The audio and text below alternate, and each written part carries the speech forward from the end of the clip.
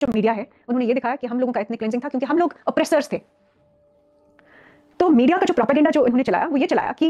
Human rights violations हो रहे हैं कश्मीरी मुस्लिम्स के साथ, कश्मीरी पंडित्स के साथ कोई ह्यूमन राइट्स वायलेशंस नहीं हो रहे। मैं ये नहीं कह रही हूं कि human rights violations Kashmiri Muslims के साथ नहीं हुए, हुए हैं। एज अ जर्नलिस्ट मैं कह रही हूं ये कि हुए हैं। लोग इनोसेंट लोग मारे गए, इनोसेंट लोगों के साथ जातियां हुई, लेकिन आपने ये तो एक्नॉलेज कर लिया, आपने स्टेट को अकाउंटेबल तो ठहराया, लेकिन आपने कश्मीरी पंडित जेनोसाइड और एथनिक क्लेंजिंग के लिए किसको अकाउंटेबल ठहराया? तो पिछले 30 साल में इन लोगों ने ये कहा कि RSS, BJP, governor Jagmohan, Hindu fascist ये लोग हैं जो रिस्पांसिबल है कश्मीर के लिए। इन्होंने ये नहीं कहा कि उस वक्त की जो सरकार थी वो फारूक अब्दुल्ला की थी 89-90 में। उन्होंने ये नहीं कहा कि सेंटर में वीपी सिंह की सरकार थी, बेशक बीजेपी का सपोर्ट था,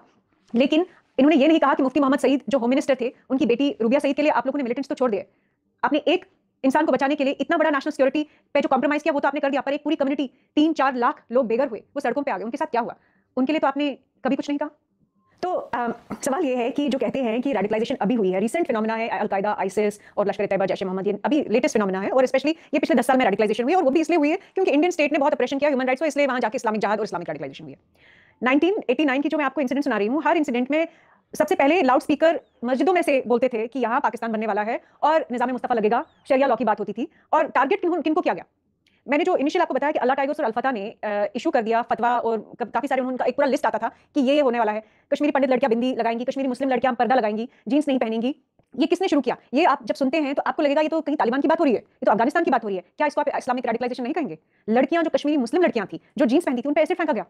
शायद 85 की बात है, हमारे घरों में जब मैरिज होती थी, अंकल्स की होती थी, हमारे यहाँ मुस्लिम फीमेल्स मेल्स सब लोग आते थे,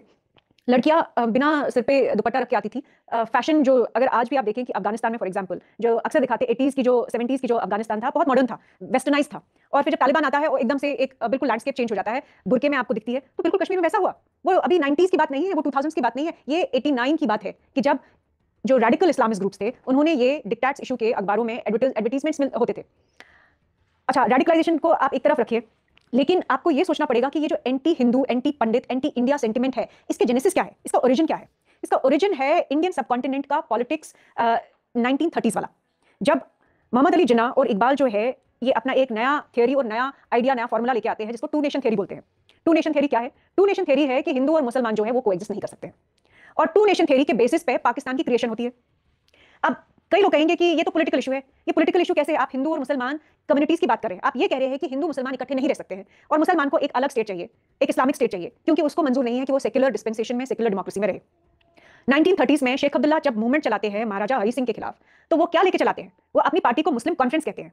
वो अपनी पार्टी को इंडियन नेशनल कांग्रेस नहीं कहते हैं, वो अपनी पार्टी को सीपीआई नहीं कहते हैं, कम्युनिस्ट पार्टी ऑफ इंडिया नहीं कहते हैं, वो अपनी पार्टी को जनता पार्टी नहीं कहते हैं, या कोई और नाम नहीं देते, वो मुस्लिम कॉन्फ्रेंस देते हैं, क्योंकि वो देखते हैं उनके नजरिए से महाराजा जो है वो हिंदू है और हिंदू महाराजा मुसलमानों पर जुल्म कर रहा है। ये बाद में होता है कि नेहरू के इन्फ्लुएंस में, सोशलिस्ट के इन्फ्लुएंस में, और इंडिया के जो नेशनलिस्ट लीडर्स थे उनके इन्फ्लुएंस में वो मुस्लिम कॉन्फ्रेंस को बदलते हैं, नॉमेनक्लेचर चेंज करते हैं, मुस्लिम कॉन्फ्रेंस का नाम बदल के नेशनल कॉन्फ्रेंस हो जाता है, ताकि वो कश्मीरी हिंदुओं को भी उसमें शामिल करे। तो ये रही उस वक्त की बात, लेकिन उस वक्त भी जब उन्होंने नेशनल कॉन्फ्रेंस बनाया, मुस्लिम लीग जो पाकिस्तान की जो नींव है, जो मुस्लिम लीग का जो कॉन्सेप्ट टू नेशन थ्योरी पे बेस्ड था, उनके सिंपैथाइजर्स कश्मीर में थे, उनके सिंपैथाइजर्स ही आगे बढ़ के ये जो मुस्लिम लीग का जो एक सीड कश्मीर में बोया गया था, मोहम्मद अली जिन्ना ने बोया था और इकबाल ने बोया था, वही बढ़ के धीरे धीरे करके वो अल्टीमेटली मुस्लिम यूनाइटेड फ्रंट जो 87 में जिन लोगों ने इलेक्शन लड़ा एक अलायंस के तहत, उसमें अलग अलग कंस्टिट्यूएंट्स मुस्लिम लीग के को मिलाकर सब लोग ये कहते हैं कि कश्मीर को जो है, कश्मीर का फ्यूचर सेटल नहीं है, Kashmir by the principle of two nation theory, क्योंकि कश्मीर मुस्लिम मेजॉरिटी है, वो पाकिस्तान के हवाले होना चाहिए। जबकि 1947 में जितनी भी प्रिंसली स्टेट्स थी इंडियन सबकॉन्टिनेंट में, उनको चॉइस दी गई थी कि आप या तो आप यूनियन ऑफ इंडिया के साथ शामिल हुए या आप यूनियन ऑफ पाकिस्तान के साथ शामिल हुए, लेकिन प्रिंसली स्टेट्स के रूलर्स को यह हक था कि वो डिसाइड करे कि वो इंडिया जाए कि वो पाकिस्तान जाए। तो महाराजा हरि सिंह ने 1947 में डिसाइड किया कि वो इंडिया के साथ आएंगे जब पाकिस्तान ने रेड किया, और पाकिस्तान कबाली लोगों ने कश्मीरी सिर्फ हिंदुओं पे नहीं जुल्म किया, कश्मीरी मुसलमान औरतों को रेप किया, कश्मीरी मुसलमान लोगों का मर्डर किया कश्मीर में। तो उस वक्त जो है नेशनल कॉन्फ्रेंस, शेख अब्दुल्ला का जो ग्रुप है और जो उनकी लीडरशिप है, उसके तहत कश्मीर जो है वो हिंदुस्तान का एक पार्ट बनता है।